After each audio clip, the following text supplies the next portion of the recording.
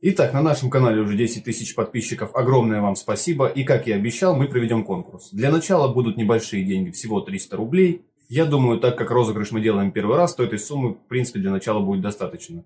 Это не последний конкурс, поэтому не расстраивайтесь, будет суммы и больше. А также различные другие розыгрыши. Условия самые простые. Вы должны быть подписаны на мой канал. Также вы должны будете оставить комментарий и поставить лайк под этим видео.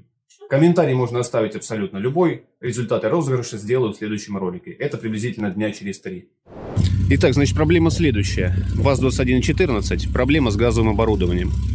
То есть на бензине работает нормально. Переключаем на газ. И она перестает держать обороты нормально. И вовсе глохнет, если не подгазовывать.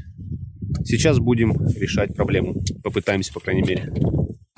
Так, заводим машину и на газу прогреваем автомобиль до рабочей температуры двигателя. Именно на газу. Чтобы ресивер газового оборудования хорошо прогрелся. Итак, двигатель прогрет. Сейчас закрываем клапан газового оборудования.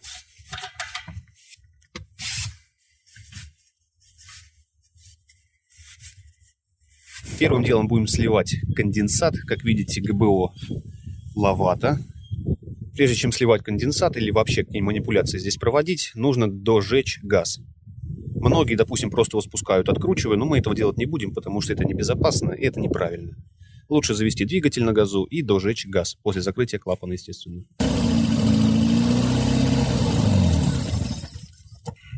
Сам заглох. Ну все, выжгли газ. Теперь вот желательно ресивер открутить, чтобы приподнять, чтобы удобнее было откручивать клапан. Также откручиваю эту трубку, чтобы приподнять ресивер.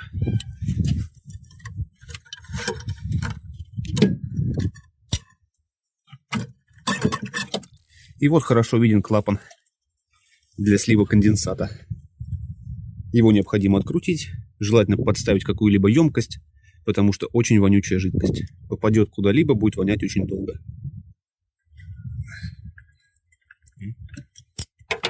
Обойдемся без емкости. Повоняешь чуть-чуть. Спасибо. Мы же уже сливали. Может, херня осталась. Он теплый? Ни хрена нету. Уже слили. Ну да. Допустим. Так, закручиваем крышечку обратно.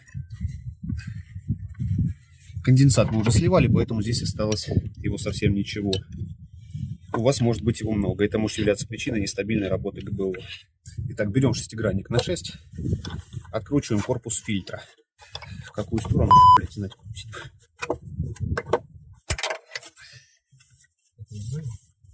Да, там уже перекрыт. Итак, с остатки. Так, здесь ничего страшного не будет. Немножечко спрыснул остатки газа. Также здесь холодный газ. Так, фильтр полностью убитый уже видно. Если вдруг достанете болтик, то потом расскажу, что с ним делать. Потому что здесь стоят прокладки. Если установить их неправильно, будет фонить газ. Так, также достаем отсюда магнитик, он нам потом пригодится. Не потеряйте две прокладочки, одна и вторая.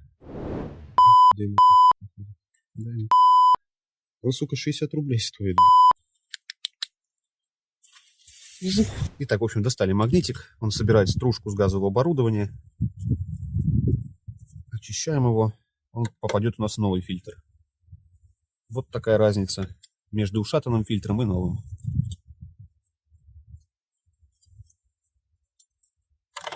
Помещаем туда магнитик. И собираем все в обратной последовательности. Не обращайте внимания, это хейтеры прибежали, кукарекают. Одна из резиночек, которая меньше, должна быть с оборотной стороны. Вот она. Сначала вдеваем ее. Затем вставляем болтик. Да успокойтесь, вы раскукарекались. Я знаю, что мой контент говно. Затем резиночку побольше с внутренней стороны. Вот так вот ставим фильтр. Так. Итак, хорошо все закрутите, начиная от фильтра, заканчивая трубками, чтобы все было на месте. И затем можно пробовать запускать двигатель, проверять, исправилось ли положение. Если вдруг нет, то перейдем к настройке. Здесь есть, во-первых, винт регулировки холостого хода. Во-вторых, если видно, винт регулировки диафрагмы, который находится внутри. И в-третьих, винт регулировки подачи воздуха в ГБО. Точнее, в ресивер, если, конечно, его так можно называть. В общем, ребят, винт холостого хода обычно на двигателях 1.5 и 1.6 закручены. То есть закручены полностью. Необходимо настраивать мембраной, то есть вот этим винтом. То есть его выкручиваете, подкручиваете. В том числе вот этим винтом регулировка подачи воздуха. Я сейчас его переоткручу. Заметили, да? Что двигатель стал работать неравномерно. Находим оптимальные обороты. Значит, последовательность действий. Вот открутили и тот винт.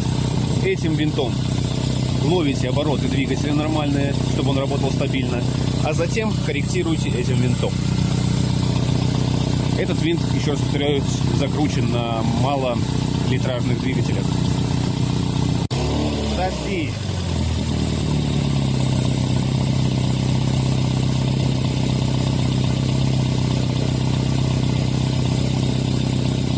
Сейчас подкручиваю диафрагму. В общем, я нашел для себя оптимальную работу двигателя. Сейчас холостые держит, все в порядке.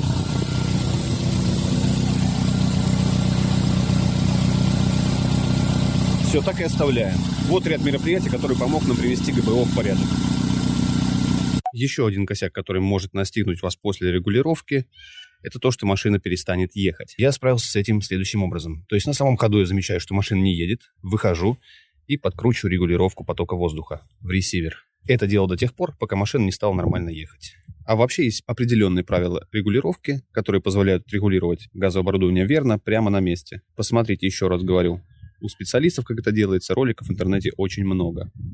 Вот, в принципе, результат нашей работы. Держит ровно 900 оборотов, ничего не прыгает, не скочит, работает стабильно. Все на этом все. Спасибо за внимание.